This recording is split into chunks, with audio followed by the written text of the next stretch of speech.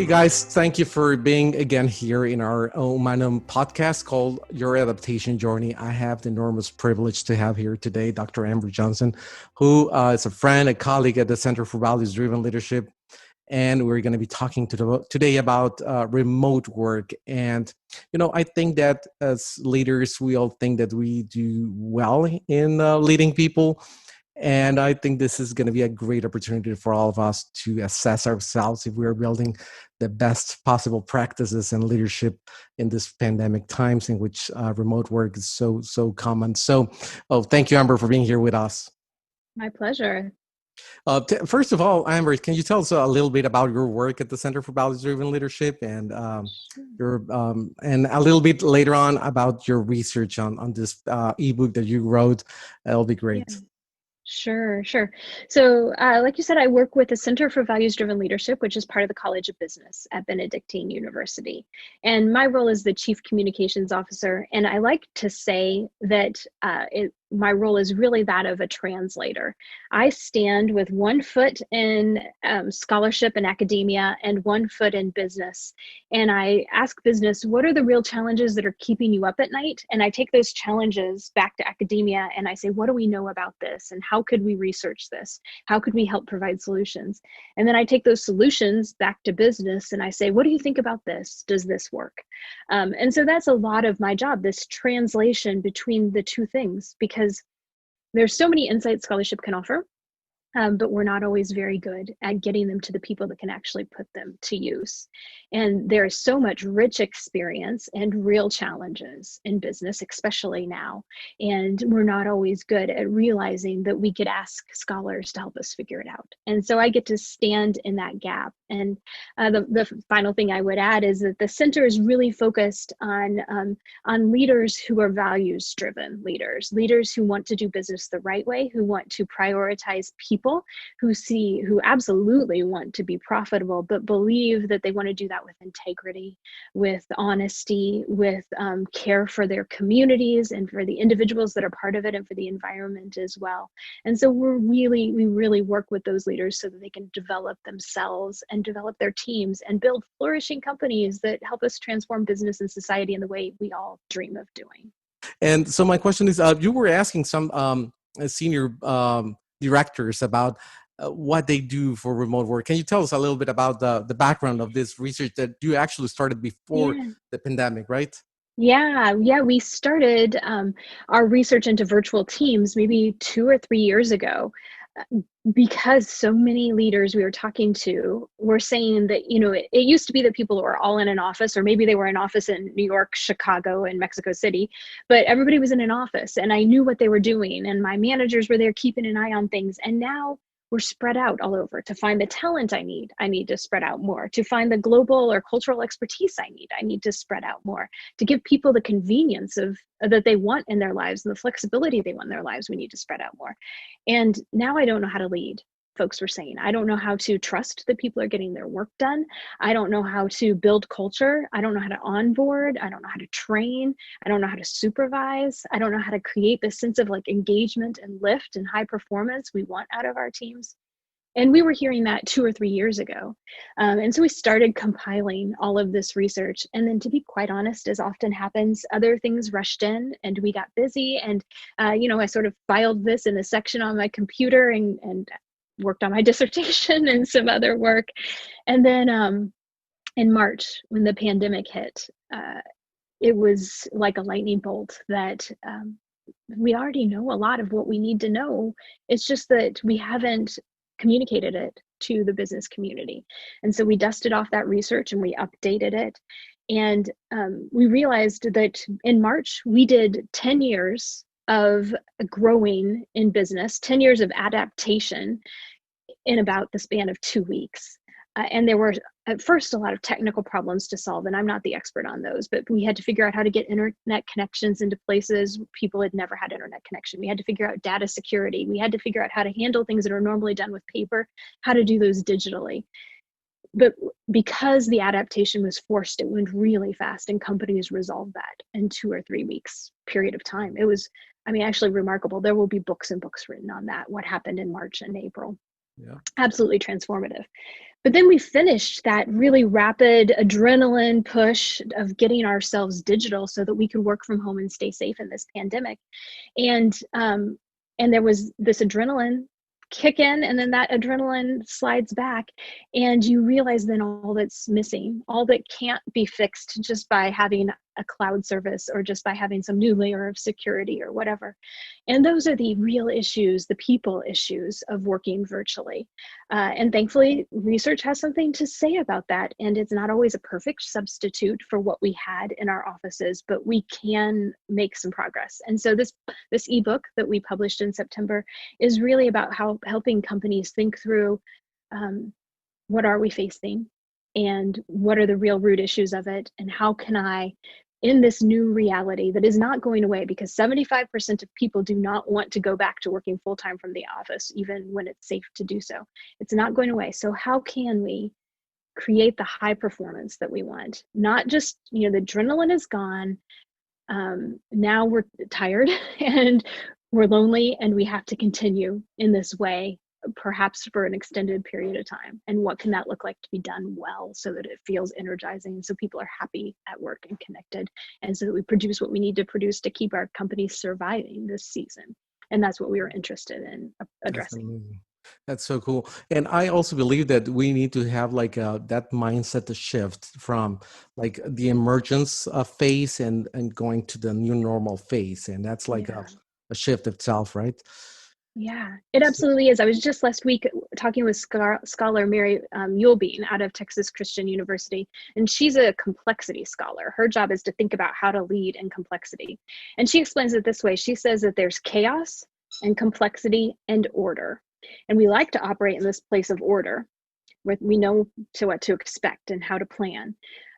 In March and April, we were in chaos. Yep. Now we have to move ourselves and our thinking from chaos to just complexity. It's harder. There's less things that were certain than there were a year ago today, but it's complexity and not chaos. And that can help us kind of make this transformation. Yeah, and it's so relevant for us to understand that it's not chaos, but it's not order already. So that is specific spot of complexity. I love it. And makes so much sense. So in your ebook, you say that there are basically 3 things that we need to analyze or to work on in order to enhance the maximum levels of flourishment our work team online. So can you tell us a little bit about this 3, please? First of all, trust.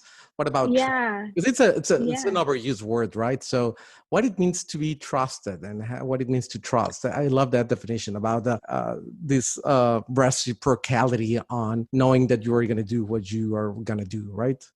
Yeah, exactly. I was just trying to find my formal definition of trust, but we really try to explain that trust is there's a predictability to it, that I know what to expect, that the reciprocality is there, as you said. And we look at it in terms of trust that you have in relationships, relational trust, and trust that you have in the task trust. And I think those distinctions are really important. And one way I can explain it is I have an accountant. I trust my accountant to do my taxes. When I have a question about the best way to handle, some tax related issue, absolutely, I'm going to her. I have incredible task-related trust and joy. But when I need a babysitter for my children, I don't call Joy. When I need parenting advice, I don't naturally call Joy. When I'm trying to decide what kind of roof to replace on my house, I don't call Joy. That's not, I don't have task trust in everything about her, and I don't have that level of relational trust. And so we have this happening a lot in teams. There are people that you may feel really close to. You absolutely know you could go out for coffee or now jump on a Zoom and talk through something that's really on your heart. Share a concern that might be work related, but is more of a relational issue. And then there are people that I can't share that level. I don't have that level of vulnerability and trust with them, but I absolutely trust that if they said they'd get this to me by this deadline, they'll get it done. Or I absolutely trust that they have the competence to develop this new piece of software. And so understanding what sort of trust we have in people is really important. And then working to build all of those levels of trust, because what we know actually is that people, teams especially, that have relational trust do better in task performance. The more trust you have relationally, the better you do in task performance. And so if you can, especially this is early, if you've newly formed a team, this is especially important to be able to develop relational trust in each other.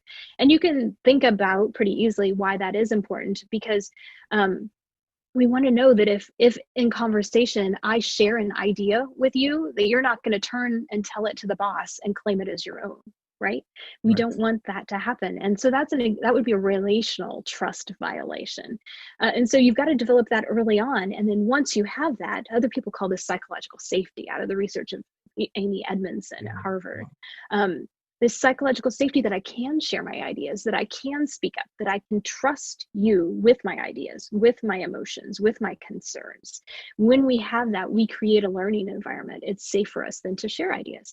And out of learning environments grows innovation and high performance. And that's going to be critical to move from whatever we're doing, just maintaining this survival status quo right now, to actually growing as organizations in this new environment. I was talking with Bill Passmore a few days ago. How hard is that? I mean, that psychological safety is so hard to achieve when you're in the upper echelons of a corporation, because you have so much ego to take care of, and it's so hard. So it's great if you can really start becoming a leader that is so used to having that trust built in your character, right? So Absolutely. what would you suggest from a practicality standpoint? Yeah. How do you operationalize this? That's always the key point in Yeah. academics, where we Yep. often fail. We have big ideas and we don't know how to put them into action on the ground. I think we recommend in the ebook doing a trust audit, and we define sort of different aspects of relational trust and different aspects of technical trust. And I think asking real questions about the members of your team, the members of your sort of executive team, and doing that audit to assess where you stand is one thing. And then when you realize that we're lacking trust in this area, then you need to interrogate what keeps us from having trust. Sometimes it is that there's a bad apple in the bunch, and there's somebody who really is an instigator of a negative attitude, or and that needs to be addressed directly. But more often, it is that you haven't invested time in building trust, that perhaps you've been so focused on the work that you haven't built real relationships between people. And so we absolutely recommend starting with building real relationships, acknowledging that that'll take time out of your weekly meetings or your monthly meetings, but making space for it, putting time in your life to give the folks on your team a call and spending the first 10 minutes just catching up and checking on them. I also really want to underline the importance of practicing empathy in this season, because we have a lot going on. I mean, Enrique, I know you have 5 kids at home right now who you're managing virtual school. I have 2 at home, and you never know when those interruptions might come in our day. Other folks are worried about the health of their parents, or are trying to care for their parents' household as well as their own, so their parents' risk of infection is limited. Others are, maybe they have a spouse whose job has been eliminated through all of this, or the work is drying up, or just the regular support systems we have evaporated. We aren't getting together with our friends, and the holidays are going to be different. And we can't even, just go to the gym like we used to relieve stress. And so practicing empathy for where people are in their personal lives and in their work lives. How would this instruction, how would this change feel to me if I were in this person's role? And I think as leaders in particular, when we try on the shoes of others, and we and we take time to remember what they might be experiencing, and then we communicate that understanding, or we confirm we say, is that how you're feeling, or how is this resonating with you? That builds a lot of trust, because it shows that you're viewing the person as an individual, rather than just assuming that the one size fits all policy of the organization is going to work well for them. Yeah, and I also believe that this is hard to do it because we are like, so as you are saying, so focused on delivering results for today. And I like to say that for leaders, investing time in this is just like it's that like an investment, and you need to create kind of a wallet, a psychological wallet, in which you put some energy there, and that way people may be much more open to disruptive changes. Mm-hmm. Even you need energy Yeah, to move, you need to energy to change, you need energy to deliver results, and that energy comes, one of the sources of that is the level of trust, right, that you build absolutely. with your leaders. Yeah. And to build on what you're saying, Katzenbach and Smith, who are sort of the gurus of team thinking, how high performing teams work, they say that the real difference between a good team and a great team, the distinguishing difference, is the belief. The great teams really believe that part of the reason you're on that team is to develop you as an individual. And think about what empathy then that requires, to really believe that if we're on a team together, that Enrique, part of my job is helping you become a better leader, and part of your job is helping me become a better leader. That takes so much trust in each other. It takes so much willingness to give feedback. It takes a real skill at learning how to give feedback in a way that it can be heard. It takes a real focus on looking for increasing opportunities for people. And all of those things develop trust because it's seeing that person as an individual. I really think we can't discount how important it is to see people as individuals and invest in them as part of a trust building process. Yeah, at the end of the story, businesses are a community of people. And Mm, the second thing is connection, how to build connections. yes. What is the relevance of connections in order to maximize the performance of a team? Yeah. So especially when we're talking about virtual teams, this is important, because connection happened more automatically when we were more face to face with people, right? We would walk from the parking lot together, or we would decide to go grab lunch together, or whatever it might be. And it's much more difficult to create those moments of collision, those positive moments of collision, when we are working remotely. But we have to be intentional about it. And researcher Jane Dutton calls it high quality connections, HQCs, and looking for ways to build HQCs. How can you build more high quality connections? And she says those are moments where you both mutually feel connected to each other. So, moments where and it's rarely about work, although sometimes it can be about sharing an idea, and my excitement for your idea grows and we build on it together. But I think we have to be intentional as leaders about creating moments for high quality connections. And so one way we like to do that is what we call a whip around. And a whip around is asking a fun question that is non-work related and just getting everybody's response to it. And so if I'm working with a new team of people, one of the questions I'll often ask is, what was your favorite concert you ever attended? And it says a lot about me, probably, that my favorite concert was Prince. And it says a lot about my boss that his favorite was Carlos Santana. And we learn a lot in a one word or one band name response about each other. And that may seem really small, except that I'm building a connection to that person. And I know when we're working cross-culturally, which happens a lot in virtual teams, that every culture has a different level of tolerance for small talk and for talk that's unrelated to work. And so I do recommend cultural sensitivity in that process. But I do think just looking for ways to build real moments of connection. And if you as a leader haven't reached out personally and interpersonally about a non-task related issue to your team individually in the last week, then the first thing you should do is just get on the phone with folks and say, just thinking about you. How you Yeah, doing? yeah. And building on this, I read some research that was published the first week of October, regarding the perception that we have on just taking the phone and make a phone call instead of having necessarily a Zoom meeting or sending a text or an email. And this research shows that it's much better than what we usually think about, like having just a Mm-hmm. phone call, only audio, and that Mm-hmm. is much more reliable than what we usually think. So, and I think it's a Yeah. great way to approach what you were just mentioning, right? Yeah. Zoom fatigue is real. You when you can see yourself on camera, I mean, even right now, I'm like talking to myself, and there's a level of performance in it that can feel exhausting at the course of a Yep. day. And so just being able to just hear can be really important. Yep. Yep. Another interesting bit of research is that researchers have found that if you send an email that you mean to communicate positivity in the email, via email, it's more often than not perceived as neutral. So that positive communication is perceived as neutral. And if you're sending an email that you mean to communicate neutral, it's perceived as negative.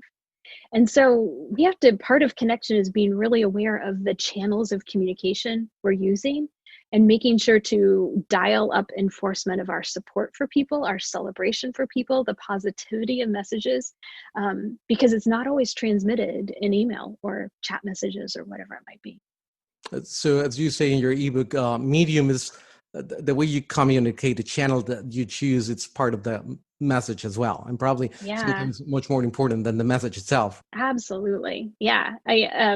We talk in the ebook, we've all been on those email chains where people are trying to make a decision over email and it goes back and forth. And eventually you just concede, fine, do it that way because you want the emails to end. But that could have been a phone call. That could have been a phone call between 2 people or between 3 people or a Zoom call between 6 that probably came to that decision a lot faster and with a lot less sort of frustration in your inbox if you would have picked a better medium for decision making. A good investment, definitely. So, finally, the third pillar of this is performance, and I really love the way that you take this idea of Katzenbeck and Smead of the importance of goals, roles, process, and added purpose-driven leadership to tell us a little bit about that, the relevance of having a clear purpose that is different than having goals. That's Yeah. fascinating. Yeah. So we say that purpose is a self-guiding aim that helps you make decisions. And it is something that should push you and it can never be achieved. So purposes don't have a numerical value to them. They are, my purpose in work is to connect people and ideas to create a better world. That's what I say my purpose is. And I can do that all day long and never achieve it. But here's the thing, that purpose is really applicable in so many situations. And what we know about purpose is that people who have purpose actually live longer and they're happier about their work and they're more likely to be a leader.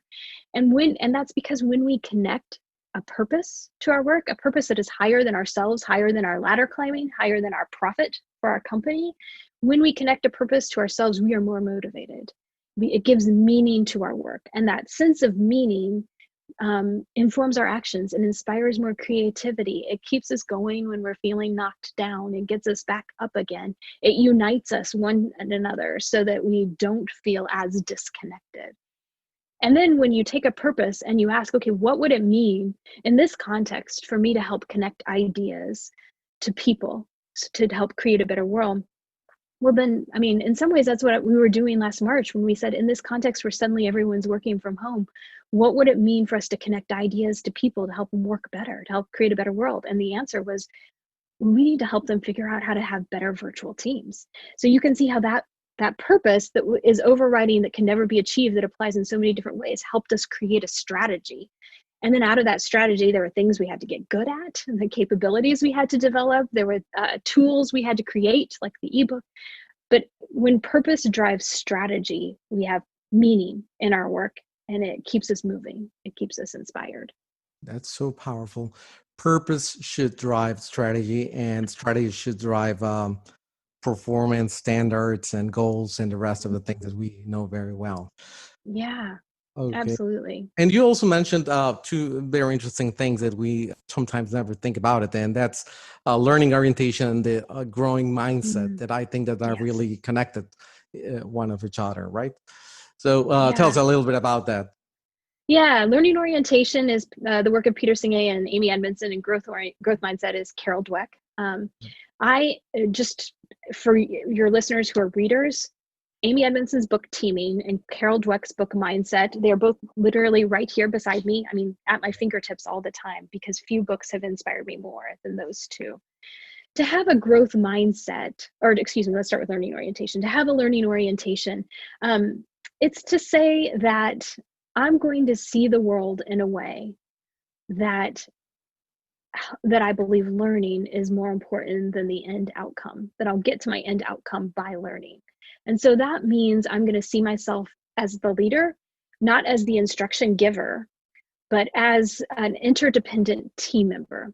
And I'm going to tell my team that I cannot possibly do my job well if they don't speak up and share their insights and keep me from making mistakes. And that means I have to see my team as skilled, empowered people. as opposed to just people there to follow my instructions. And I have to expect them to contradict me. I have to expect them to bring new ideas. I have to look for it and call it out, often by not speaking first. And then we have to take the challenges that we're facing and consider it part of the job. These challenges are part of the work. It's how we're going to get good at what we do, by moving past these challenges. It means a learning orientation means we're going to take a lot of quick action, and then analyze that action and make a reversal, a course correction if we need to. That's kind of the overall idea of having a learning orientation, and organizations can develop that mindset.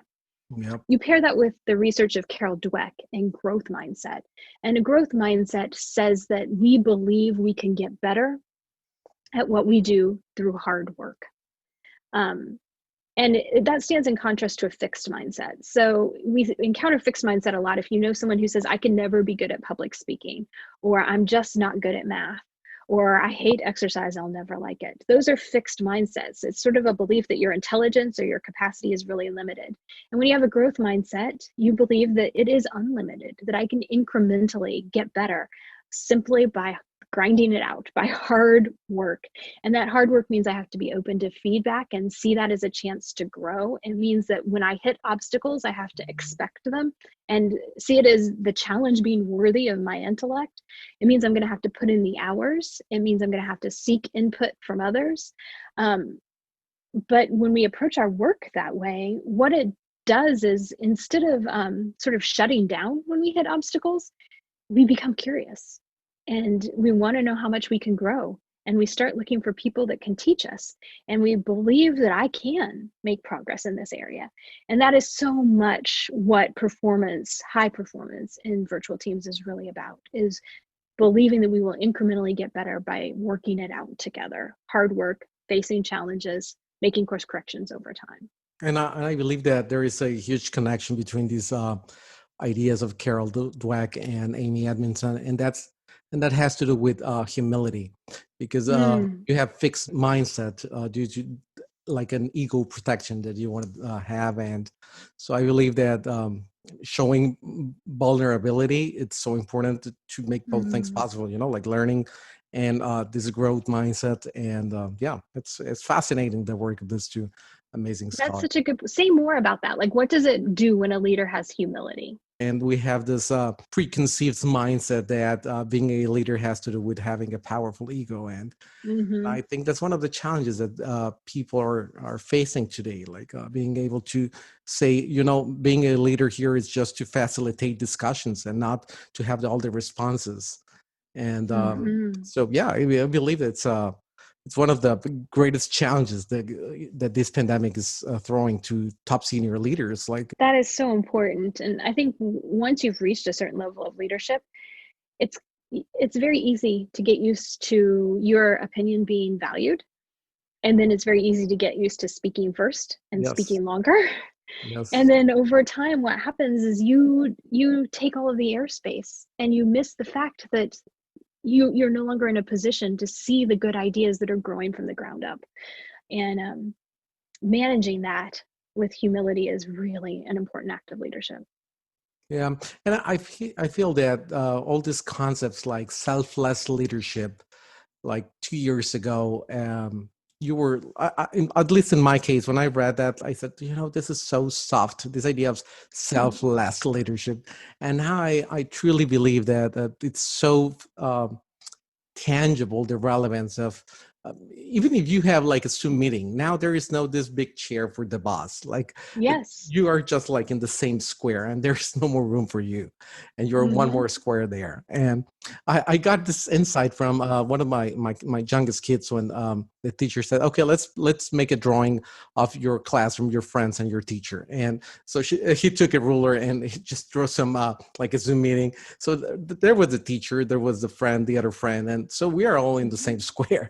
So I think that virtual teaming has to do with just self acknowledging that you are just a facilitator of great discussions, and knowing each one of your direct reports and how to foster their best possible talent in every specific moment. Reminder, we no longer have the boardroom, we no longer have the head seat. And what a good visual reminder for leaders that you're just one of the 9 panels on the Zoom screen. Yes. That's amazing. That's great. Oh, Amber, so I am really grateful for you to be able to be here in our adaptation journey podcast. Thank you so much. Is there anything else that you think that it's relevant to share?